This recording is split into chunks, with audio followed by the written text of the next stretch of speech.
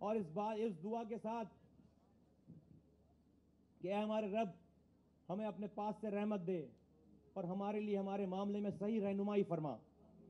इस दुआ के साथ मैं आज इस बाबरकत, इस बहुत ही एनर्जेटिक, बहुत ही अपने अपने माहौल में एक बहुत बड़ी एनर्जी लिए हुए इस दिन की मुनासबत से आज हम अपनी पार्टी के नाम रखने का ऐलान करते हैं। हम अपनी पार्टी के नाम का ऐलान करते हैं और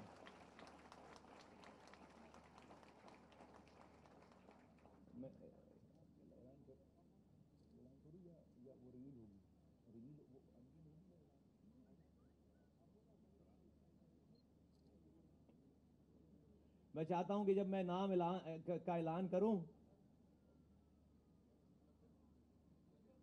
तो उस वक्त पर्दा उठे। फिर तो मैं अपनी पार्टी के लोगों और अपनी पार्टी के नाम का ऐलान करता हूं कि हमारी पार्टी का नाम, इस पाकिस्तानियों की पार्टी का नाम पाक सर जमीन पार्टी होगी हमारी।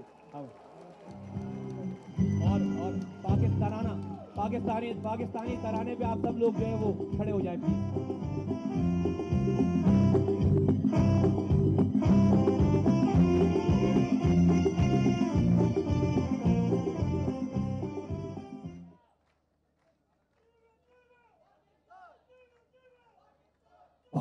सरजमीन शाबाश, ईश्वर हसीन शाबाश,